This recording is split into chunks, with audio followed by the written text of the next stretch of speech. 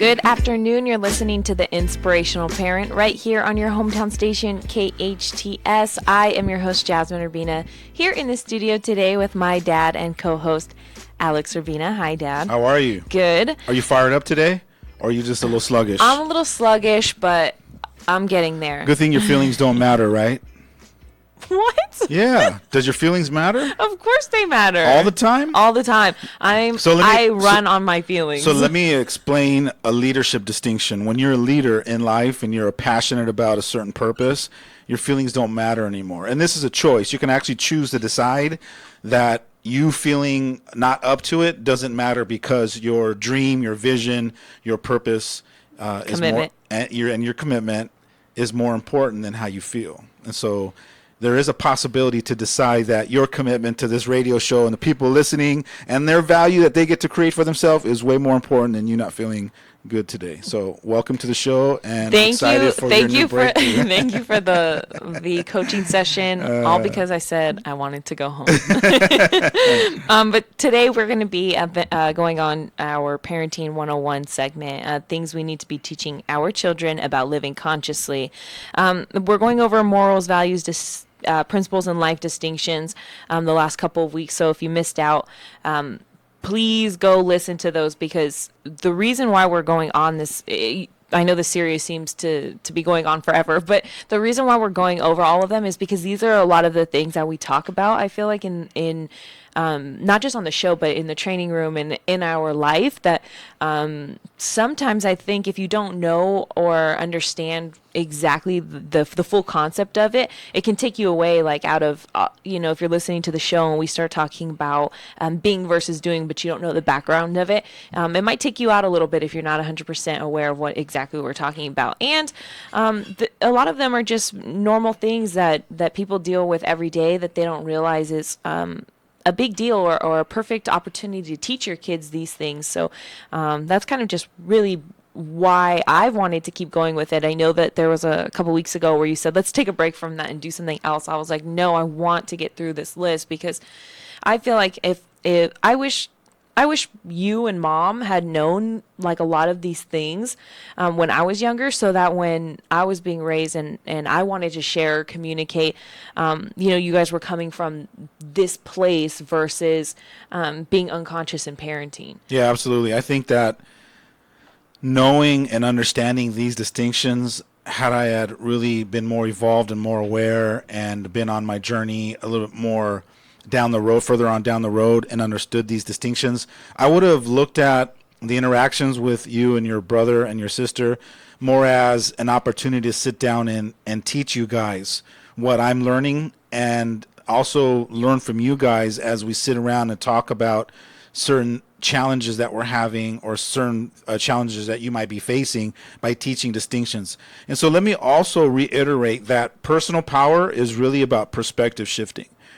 And perspective shifting meaning that when you learn what certain distinctions are and you're able to separate one from the other, the clarity just becomes so powerful and so spot on that you're able to see things for what they are, rather than making up these stories because you're unclear about what's actually happening in the moment. And so we'll just jump right in and kind of move on to the next distinction. Does that sound good for you? Sounds good to me. All right. So the next distinction is on the list is failure. And I love this distinction because when people experience failure, or when they have a moment where they've decided that they failed at an attempt, or at taking a shot at some kind of a challenge, or making an effort to succeed in something, they immediately decide that they failed at that attempt. And then around the word failure starts to come your perception of what failure means. And you create your own reality around what failure means. Some people see failure as I'm bad and wrong, or I'm not good enough, or I am not the person that was able to create the result. And then there's some people that see failure as a learning opportunity.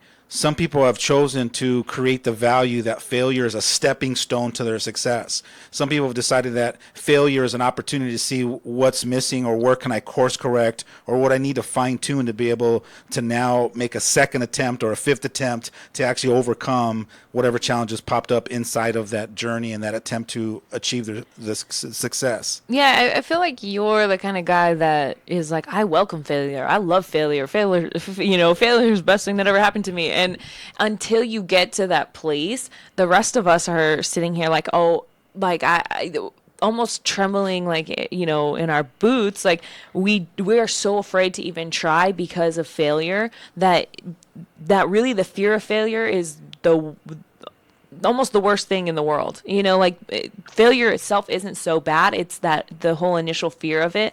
But the fear comes based on the meaning that you give failure, first of all.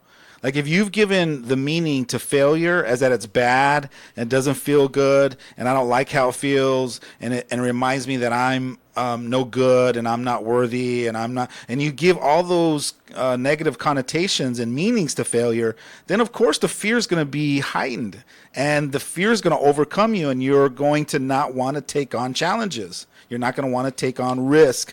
You're not going to want to get out of your comfort zone and go after things and chase your dreams. So is failure really the I'm trying to think of a scenario where failure really is actually as scary as we think it is. No, like it let's back it up for a minute. Failure is just a word. First, it's just a word to describe that you didn't accomplish your goal. That would be second. So first, it's just a word. Second, it's just a word used to describe that you fell short of your goal or you didn't accomplish whatever you set out completely. Now, other people see failure as, okay, I might not have completed my goal completely, but inside of my failure, there was still an attempt and I still gained yards. I still got closer to my goal. So I think that it goes down to you restripping all the beliefs and the meanings that you've created in your lifetime around failure, that you've given its own value, you've given it its own meaning. And let's just give ourselves an opportunity to go back to the beginning. And the beginning is just a word to describe that you didn't accomplish your goal. That's it. Everything else after that, we bring all of the negative connotation to it and we make it icky. And then we are reacting and living as though it's real. All that fear is real. And it's not. It's just made up stuff that you made up, that your ego made up. But once you have an awakening and realize you made it up, you can go, well, if I made it up, then I can unmake it up. I can let it go. I can create new empowering meanings towards the word failure. And I think that's what leadership is about, is you realizing that you're in the driver's seat, you're the meaning maker to all of it, and then you can decide to create more empowering perceptions, more empowering values to attach to failure that get you excited about it and welcomes it if it comes. Yeah, and what I really like about your guys' generation is that you guys You raised. better not call me a baby boomer. No. That's why I said your guys' generation. What I really appreciate, I guess, about your guys' generation is that it made our generation, the millennials, a little bit.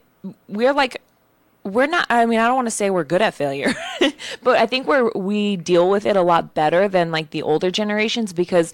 We grew up with participation trophies. Everything was okay. If you failed, it was okay. Like we had parents that maybe because your baby boomer parents were so hard on you, it made you guys softer on us.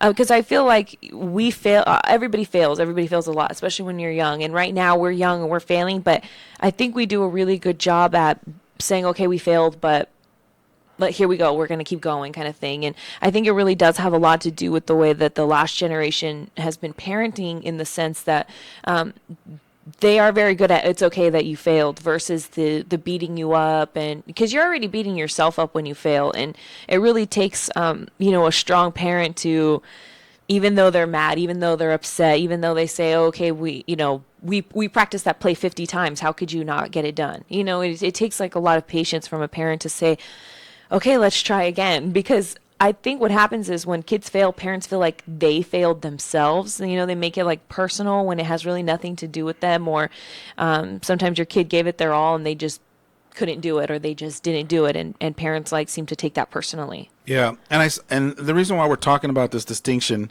is I think we want to open up the possibility that you can take a moment and teach your kids at 4, at 7, at 9, at 30 that failure first is just a word and it has its own meaning that's neutral.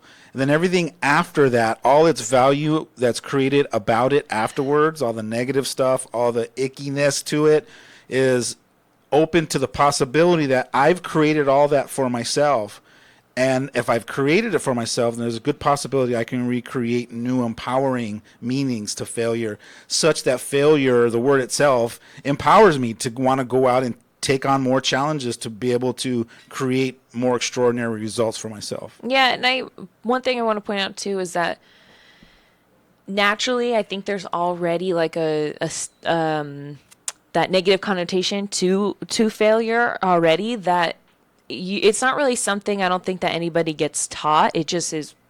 It just comes about naturally. I'm not sure, but it seems that if you were to take those opportunities, like you said, as a parent, to switch it, then maybe there is a way where your kid can learn that before that, that natural like fear of failure kind of kicks in. And that's why I'm excited for my next round at parenting as a grandfather when my grandkids come. I don't know why I'm taking so long.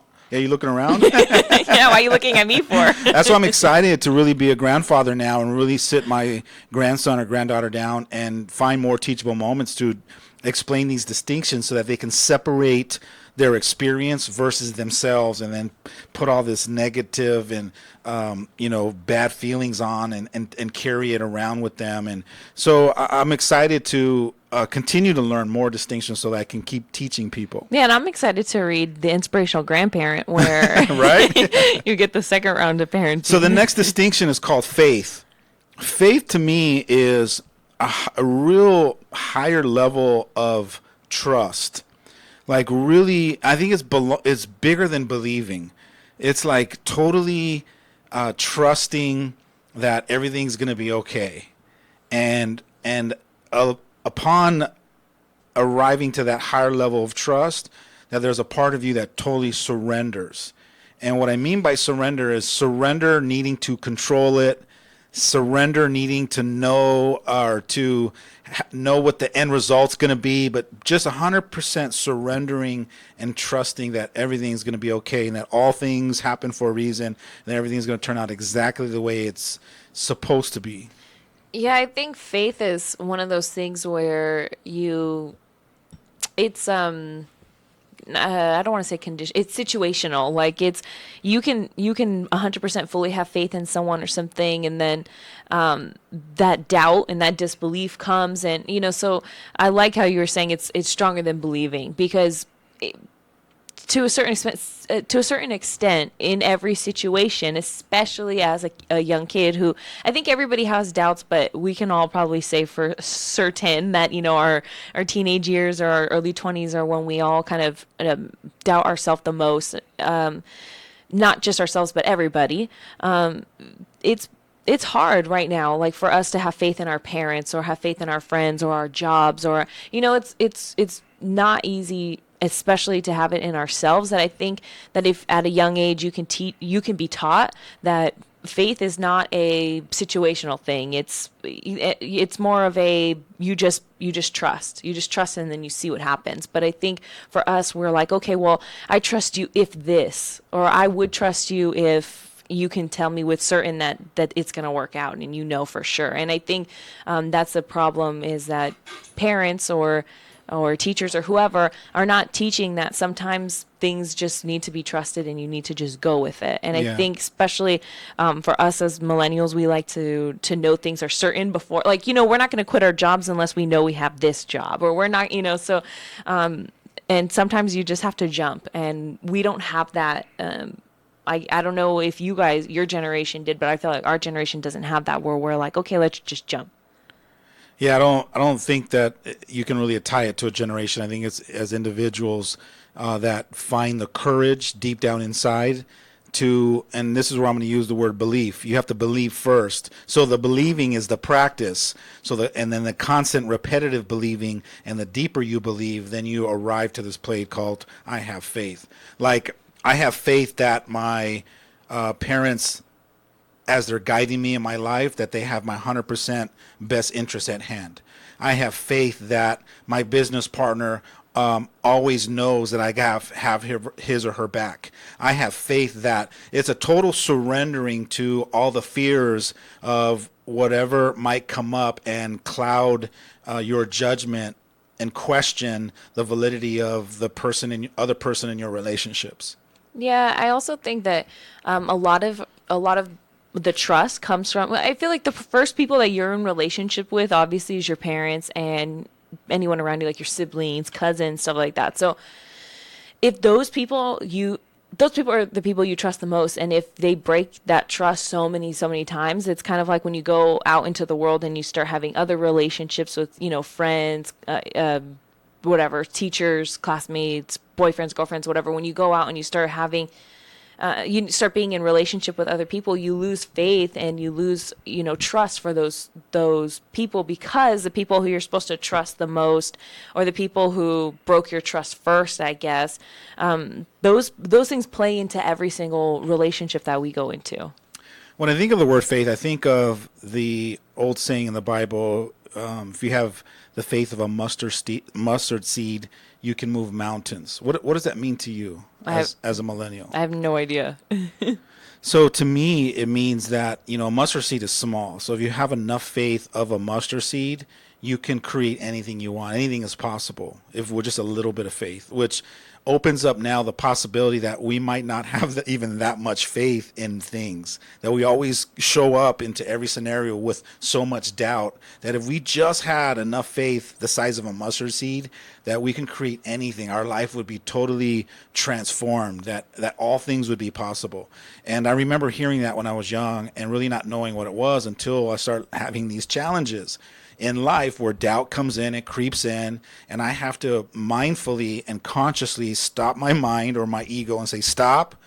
I get to believe, I get to believe, I get to believe, until finally I have the breakthrough from believing into trusting, and then from trusting into having enough faith in all areas of my life, or in most areas of my life. It's still a practice. It's still an ongoing thing that you get to practice, and life is always going to be throwing challenges at you in different areas of your life until you have those breakthroughs. Man, I think like you said, like the doubt is so big, obviously far greater than that seed. It's literally the size of a mountain sometimes. Yeah. That really, I think I spend more time trying to fight the doubt and try to push the doubt off, kind of thing, but see, so that I can start having, start building faith and trust. Right. And everything. So when we talk about trust is surrendering.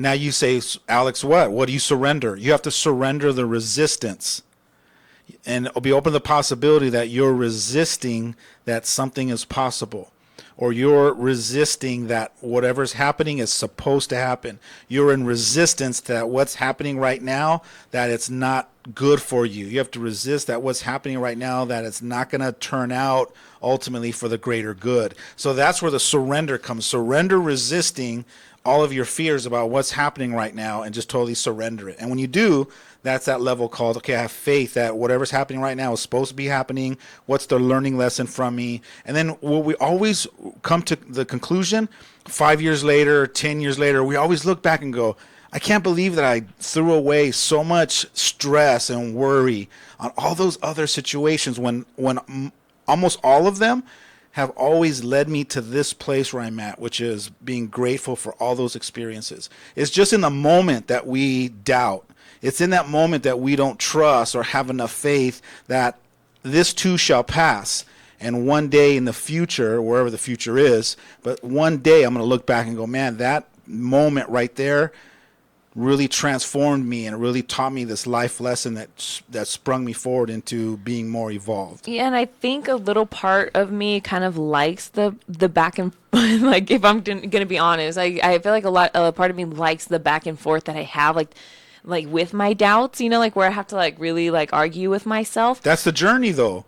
You're in it right now. Yeah, and that's the beautiful part of it. You get to paddle the ping pong back and forth and decide which side of the ping pong table are you going to live your life and from. you know what? The part that it's really like hard for me, like challenging for me when you were saying that is surrendering that, because I like it because it's an easy fallback sometimes. Like if I just stay stuck in the fighting, then I don't need to commit to that thing, and I don't need to try, and then I don't, I won't fail. And, so there's like a lot of comfort in that. Absolutely. It keeps you comfortable in your comfort zone, playing small, and it forces you or allows you or enables you to not have to take responsibility and move forward. So you got to look at the goodies, the payoffs you're getting for not willing to surrender and fully trust into it. Yeah, sounds good. We have to take a quick break, but stay tuned for more of the Inspirational Parent right here on your hometown station, KHTS. On Saturday, June 9, the Church on the Way Santa Clarita is hosting Medical Mission Adventures, a free clinic that offers medical, dental, and vision services. This event allows those without insurance to receive the best professional care at no cost.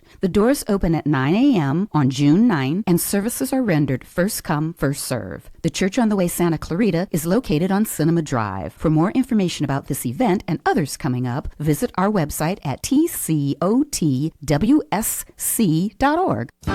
The Santa Clarita Artists Association has a new gallery in downtown Newhall on 6th Street between Main and Railroad, right across from the Canyon Theater Guild. The gallery features our members' paintings, sculptures, and one-of-a-kind handcrafted gift items. Whether you're an art lover, buyer, or an artist wishing to join, visit our website at santaclaritaartist.org, come to our free monthly meetings at Barnes & Noble, or stop by the gallery. For upcoming events and exhibits, check us out at santaclaritaartist.org. We make visual art visible. What's the perfect way to end the weekend? Sunday brunch at Salt Creek Grill, of course.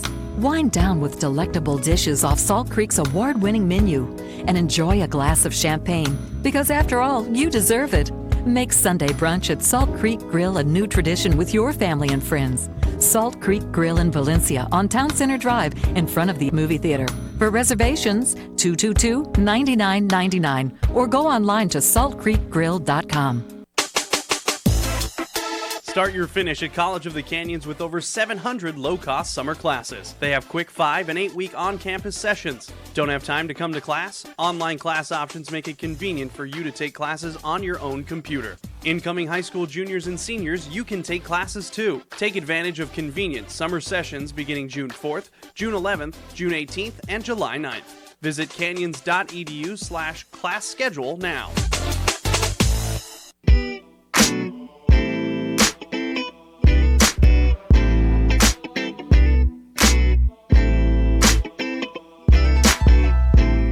Welcome back. You're listening to the Inspirational Parent right here on your hometown station, KHTS. Today we are going over our Parenting 101 segment. If you haven't been able to catch all of the shows, you can find the podcast online at hometownstation.com. Before we jump into our next distinction, I just wanted to give a quick shout out to all of our listeners that are listening in the car right now and say thank you, because I love you guys.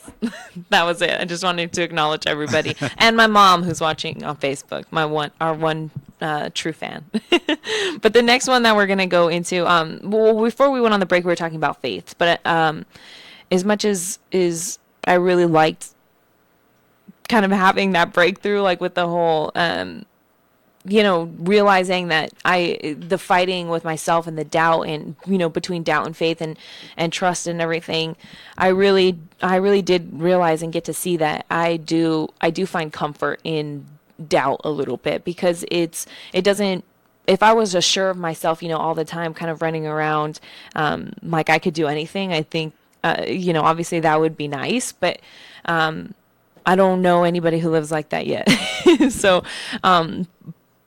but in that comes just full 100% trust and letting go of all the things that I find comfort in, like I had said with, the doubt. So, Dad, I wanted to thank you for pointing that out, that it is really comforting for me, and I really do have to be willing to surrender it, and maybe not today, but well, you one don't day. You don't have to. You can you can continue. No one has to keep working on themselves. No one has to have those breakthroughs, overcome. you can still continue to be in that struggle for the rest of your life until you take your last breath. However, there are certain prices you're paying because you are choosing to keep swimming around in the doubt and hold on to it. And you just got to decide at some point or not if you want to keep playing that kind of a game. And are the prices you're paying worth it? And you got to just ask yourself at certain periods and certain times that you check in and say, is this what I want to do with this precious gift I got called life? And do I want to play scared? And do I want to live my life out of doubt? Or do I want to live it courageously, stepping into trust and surrender and experience more joy and more happiness in my life and more freedom, more peace comes with you practicing surrendering more of your doubt and jumping into trust and having enough faith. Yeah, I think honestly. But if you can't handle enough peace, you can't handle more peace or don't want more freedom, then keep doing what you're doing. And it's okay. You're not bad and wrong for it. I really think, honestly, like there's a part of us that we just, as much as we say we want it, there is no, maybe because we don't know it yet and we've never really experienced, true peace and joy and bliss and everything. There's no comfort in it, like at least not enough to try every single day to get there. I think because we are so comfortable living, playing the games that we're playing that it just doesn't really seem that appealing. That's right. It's because you've accepted that where I'm at is all there is until you have someone or some moment where you just muster up enough courage to dive into that realm and actually experience or get a glimpse of it at a higher level. Then all of a sudden you go, oh my God, I want more of that. So it's weird because inside of your comfort zone is all the doubt and all the security and all the warm and fuzzies. And as long as you hang out in there, you just love hanging out in there. I was just going to say, it's your happy place. Even the insecurities, that it like makes me secure because at least I know what it is. Yeah. Versus if I leave my comfort zone and I start trying something else that, makes me happy, I don't know if those new insecurities are going to come from that, if I'm going to be secure with those, if I'm going to be comfortable with those insecurities. It's kind of sad, but it's okay.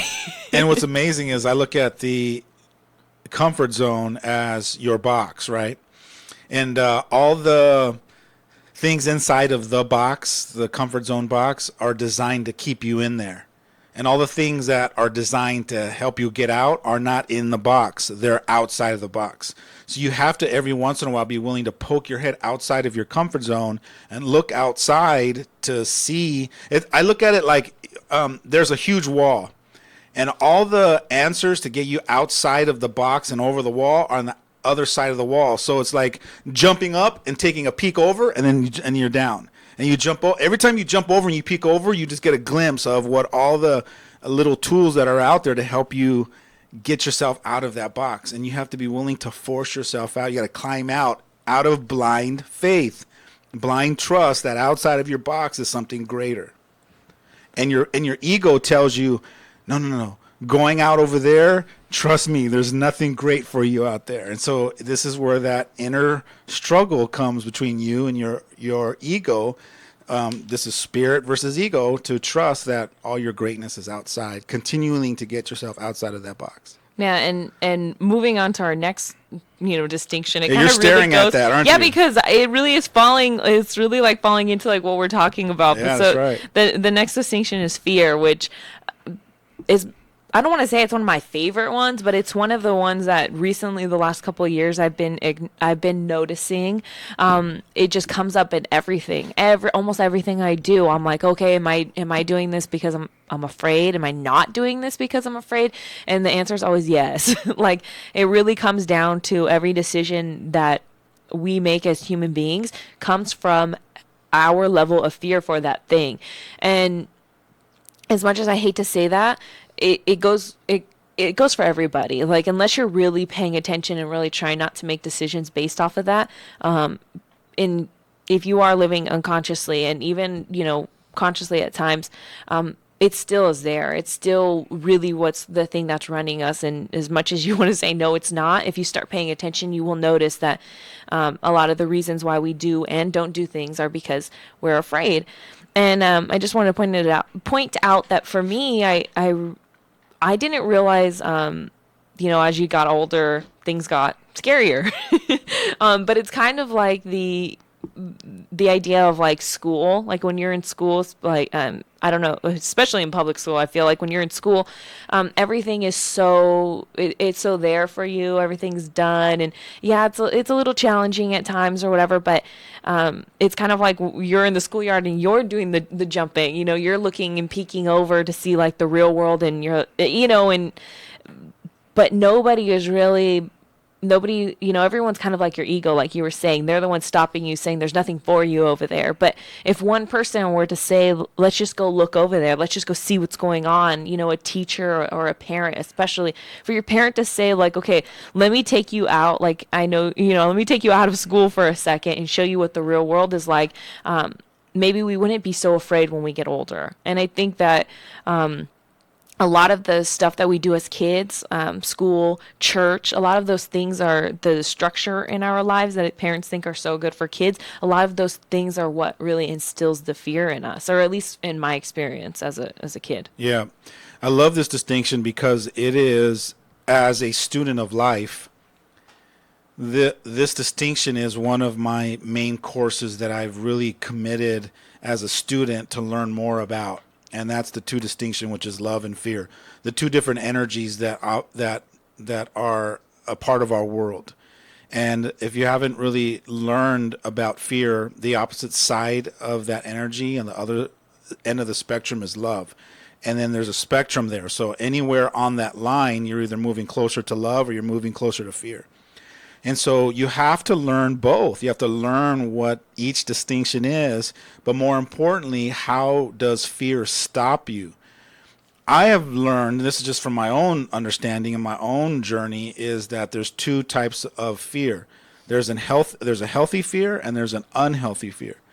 The healthy fear is always there to remind me that I have to take care of myself and I have to be aware of not putting myself into certain events or certain positions where I'm going to hurt myself. That's the part of the ego, because the ego is driven by fear. That's the healthy part. It's designed to protect us, keep us safe, to keep us alive, to live another day.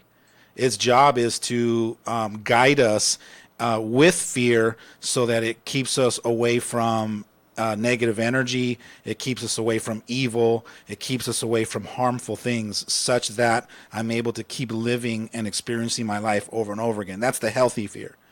The unhealthy fear is the fear that is this make-believe scenario that's not real. I don't know if you've seen the acronyms that people put regarding fear. It says it's false evidence appearing to be real. So we've created evidence that in this situation, if I go in or if I dive in, there's going to be these scenarios that are going to be detrimental to me. And they might not necessarily be real. It could be just stories that you've made up, or this false evidence that you've created, and it's real to you. It's really a certain feeling that you have where you're doubting jumping into that opportunity when all the goodies and all the breakthroughs and all the amazing, extraordinary experiences are right in front of you, but you won't allow yourself to jump in there because you've created this fear telling you not to go in there. Yeah, I think really what makes us like to, I guess, make those decisions and decide is whether we can justify it or not. Like if you're walking down the street and there's a dark alley, you're like, okay, the average person will probably justify that it's okay to walk around even if it takes 20 extra minutes. So that's okay. That can be justified. But what happens is we take that same, we convince ourselves and we justify it so much in every single scenario that it becomes, like you said, real. And I feel like the reason why I don't like the word real, I guess, in these, like when we talk about stuff like this, is because I don't think that real is a strong enough word, because people can go, well, that's ridiculous. But I think that if you can say, okay, well, present your case, like, why do you think this? And then you start start putting it out, that's when people can look at you and go, okay, I can see how, I feel for you. I understand that that's scary and I can see that. But what happens is we're doing it in our own mind that there's nobody there to kind of like stop us. But that's why real is important. So here's an example. If you are afraid to get on this roller coaster, and I've been on the roller coaster 1,000 times, and every time I go, it's so fun. And I've convinced you to just take a leap of faith and go on this roller coaster with me, that it's very safe and that it's going to be fun. And you're in line and you're shaking and you're having convulsions and you're crying because you've created this higher sense of fear and doubt and worry about what could go wrong and what might go wrong. And so you've convinced yourself. Now that fear for you is real.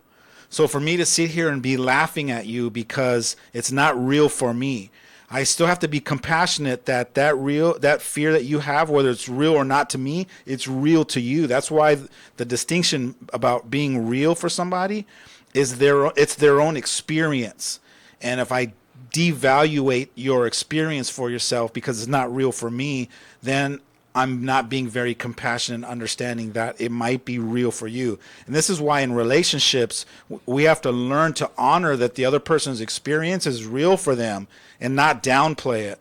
Like, oh, what are you doing? There you go again, making up all these stories. And it's like, yeah, we can do that, but now you're not being sympathetic. You're not being compassionate for the other person because they really are feeling that fear, and it's real for them. Yeah, but and I think that in order for people to understand and to have that compassion, they need it to be justified to them. Like, they can't just accept that it's real. That's why sometimes having a third person to go, hey, Tommy, you remember that time when you and I went snorkeling and those sharks showed up and you were shivering and I had to pull you out of the... And I'm saying this to Tommy in front of his wife that knees are shaking, getting ready to go on the roller coaster. Sometimes you need a third person to go, remember the time you were such afraid? And you remember that time when we were snorkeling and you were afraid of sharks? And he goes, yeah. Well, that's how your wife feels. It's real for her. She's feeling the sharks circling around her. So sometimes we just need somebody else to point out the times that you felt afraid, they were real for you. And what did it feel like if someone else was laughing at you because it wasn't real for them? So reality is important because you got to realize, and it's also subjective, but you got to realize that what might not be real for me might be real for someone else. So it's kind of like their truth. We make our realities our truth when in essence it's just whatever it is that you're making up. Yeah, and I think, like you said, it's, fear itself, too, is very subjective. It's very, like, it depends, like, who you are. It depends. That's right. Are you going to, if you're one of those people who really let fear control you, or if you, for me, I don't think fear controls me, but I think it influences me a lot. I think it influences my decisions. But there are different levels. There's people who don't really, they dabble in fear a little bit. There's some people who let it influence them and some people who let it really control them. And if you can't understand what that's like to be controlled or run by your fear, then you probably need someone to stand over your shoulder all the time and remind you. And then there's some people that have no idea that there is fear coming up for them and that it's actually getting in the way of them moving forward in their life and stepping into new possibilities and creating next level results for themselves. That's why as a coach, my job is to get in with my clients and be that person that taps them on the shoulder and ask them those questions like, is this feeling that you're feeling, this fear, is it real or not?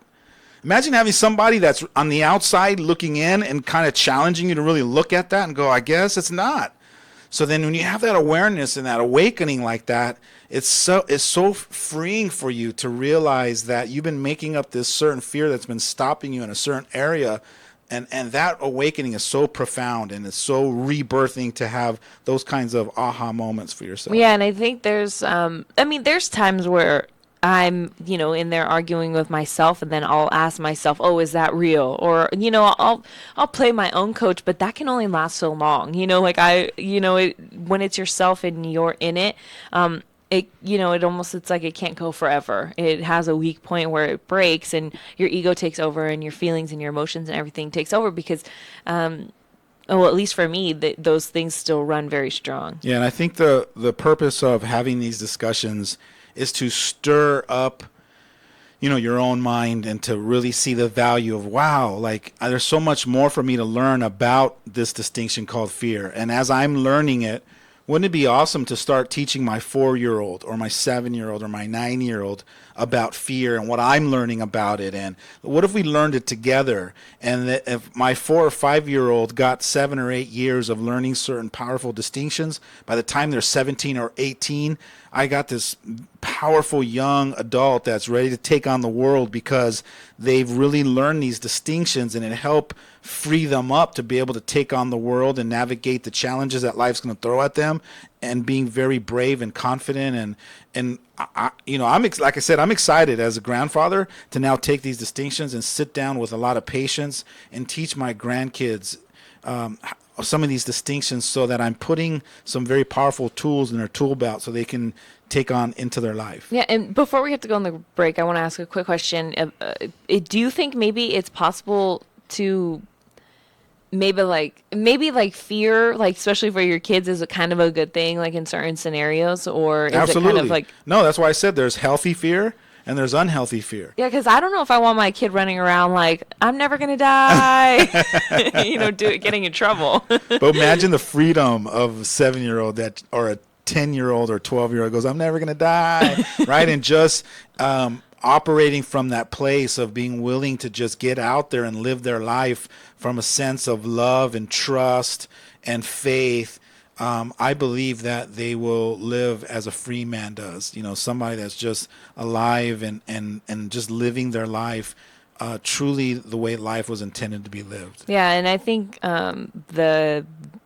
the fun, I guess, of life is finding all these distinctions, and then finding, we need all of these things. It's not like we really can get rid of it. Like, we can't just get rid of fear, because, there is healthy fear. Yeah, so it's kind of like, you're never going to, it's not about getting rid of it. It's about understanding it. Yeah. If I can fully understand it, then I have my power. Yeah. I get my power back. And I'm, as much as it freaks me out, or as afraid as I am, I get really excited thinking about, okay, how am I going to balance this? Because I can't get rid of it. I have to accept it. I have to it's a part of me. Yeah, it's part of my life. But accept it and learn it and understand it, and then all of a sudden now you can harness the fear.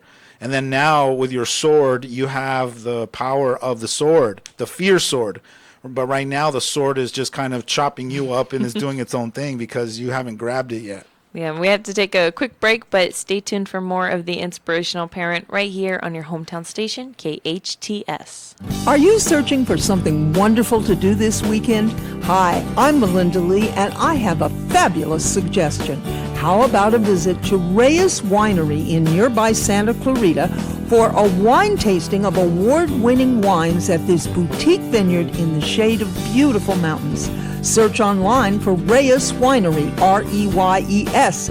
Taste ultra-premium wines and check out their amazing dessert wines, too. Experience Reyes Winery. Good morning, honey.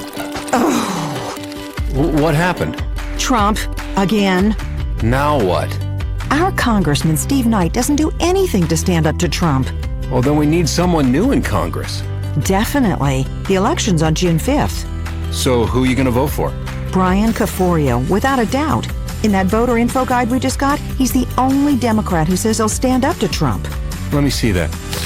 Oh, Caforio's a Yale Law School grad, and he clerked for a United States federal judge on the Ninth Circuit Court of Appeals. With that experience, he'll definitely hold Trump accountable when he breaks the law.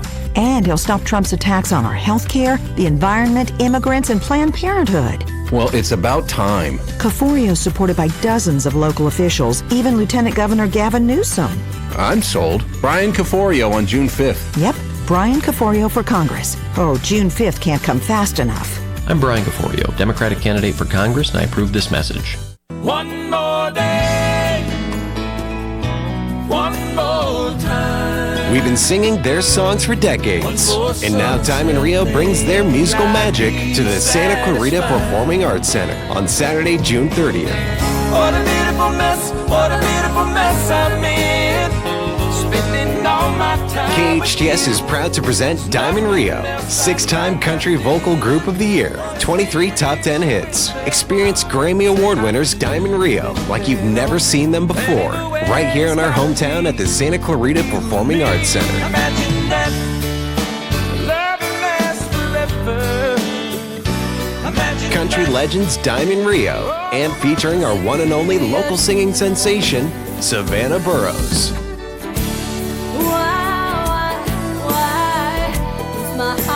Savannah Burrows and Diamond Rio, together at the Santa Clarita Performing Arts Center, Saturday, June 30th. what a beautiful mess. What a beautiful Tickets are going fast. Visit canyonspac.com to purchase yours. canyonspac.com for Diamond Rio.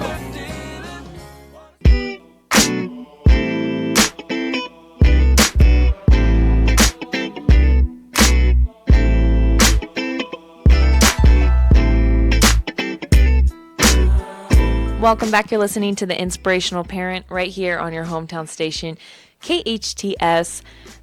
Today we are talking about Parenting 101, going on with our series. Our nonstop list. We're It seems to go forever. We're barely in the F's. But no, I'm excited to get through these, and not even get through them, but to spend time going over these distinctions, because I'm having my own experiences, my own breakthrough. Like, we were talking about fear. I think at the last, like, maybe 20 seconds, you brought up kids, and I was like, oh yeah, this is what we're talking about. I forgot about that. We're supposed to be teaching kids these distinctions. Maybe it's not about getting through it. Yeah, I think, like, maybe, I mean, even if we finally finish this list, I know that I'm going to have to eventually go back through it and back through it. No, we'll probably just start it all over again. It's time to, it's like the by golden, the time we finish. It's like the Golden Gate Bridge. I heard it takes them a whole year to paint the bridge, and by the time they get to the end, it's a whole year. Again. They got to start all over again. The next distinction is called focus. And when I think of focus, what really comes to mind for me is a laser beam. Like, when you get a laser beam, you really put that beam and you focus it on something. You put it on its target. And I think that we all have this innate ability, this very special power, because we're creative beings and we're powerful beings, that whatever we put our eyesight onto is like a laser beam. More intently, if we take our intention and align that with our eyesight, and gear it all towards a certain direction and point that laser beam in a certain direction and go down that road or head down that certain way, we're going to start really putting everything that's powerful about us into accomplishing whatever that goal is, or whatever that intent is, whatever it is that we want to achieve. We're going to just put everything, our whole mind, body, and spirit, and our soul goes right into whatever it is that we're focused on. And when I think about focus, quite often I think about distractions. And for me, I have been practicing the art, and I'm new at this. I've been practicing the art of really understanding what distractions are, and that's probably only been the last maybe 8 to 10 years, and really getting clear about all the distractions that come in my life. They present themselves to be so interesting. Here's an example. If I have 8 to 12 or 15 different projects that I'm working on and I'm focused on them, it seems like the universe will throw all kinds of other invitations from other people that I love that are going to be these things that I love doing. Hey, we're going to go fishing this weekend. You want to go? Yeah, let's go. Or, hey, we're going to go golfing. Yeah, let's go. Or, hey, we have this party. We're going to go celebrate so-and-so's birthday. Yeah, let's go. And then by the time I realize it, when I get back to home base, I go, man, I just took 4 or 5 days off of my focus. And I have to really start to be picky with some of the invitations that people are inviting me to, because they now start to become what's called a distraction, and it's distracting me from whatever I said that I was focused on. Yeah, I think the problem too with being creative human beings is that distractions, they're kind of like a they're not bad. Just like how I was saying, like, you can't get rid of it. You can't get rid of fear. Like, it's part of life. You have to have it. You can't get rid of any of these. Yes. So stop talking about getting rid of them. But I want to just point out that I really genuinely, like, I really think distractions are a good thing. Yes, they however, I let them because sometimes I need someone to take me fishing because I get so overwhelmed with all the other things that I'm focused on. But you know what? Also, too, sometimes distractions become, at least if you're like me, I will fall into them where distractions become now my main, like my main focus. life, my main focus, and all the other things are put on the back. Now you got 20 burner. different projects that you're focused on. I mean, and in all honesty, too, the biggest distraction in my life right now is my sister, because she's always inviting me to do things with her, and I feel so bad saying no, because I really genuinely enjoy helping her, hanging out with her, whatever. But I have to say no, and I have to say no, I can't, I'm busy. No, I can't, I have this today. I have to stay committed to those things. But do you say that? I'm just wondering if you explain it like that, or do you just go, I can't, or do you ignore her? No, or do you not give her an yeah, answer? I'll usually say I can't right now, I have class, or I'm leaving in 30 minutes. And literally just the other day, she was like begging me to help her, and I was like, I can't, I have to go in like 30 minutes. And so 10 minutes goes by, and I'm talking to my mom, and she comes over, and she's like, I thought you couldn't help me. And I was like, I can't, I'm leaving. She's like, you're eating chips. How? Like she was really mad. And I feel bad, but I feel bad, one, because I'm missing out on that opportunity to hang out with her. And I don't want there to be a time where she's like, oh, my sister never says yes anyway, so I'm not going to ask anymore. So I think it's really important to try to decide, like, in that moment, because or I'm sorry, to try to decide ahead of time, like, okay, am I going to let anybody distract me today versus in that moment, which is what I do. So if I don't wake up and go, okay, if anybody invites you to do anything just for today, say no. If I don't do that and like really commit, then as soon as I walk outside and grab that cup of coffee, my sister's like, you want to go to the park? I'm like, yes. So I think, like, if you really, like you were saying, like you put your laser focus on that thing, and it doesn't need to be 100%. It could just be day by day. As long as you can get through one day without getting distracted, I think the rest of the days will follow easier. I was going to give you some great coaching, but you just swallowed all the sorry. airtime. That was great coaching on my own. Thank you so much for joining us today. If you want that coaching, you can call my dad privately. We're here every Friday from 12 to 1 p.m. right here on your hometown station, KHTS.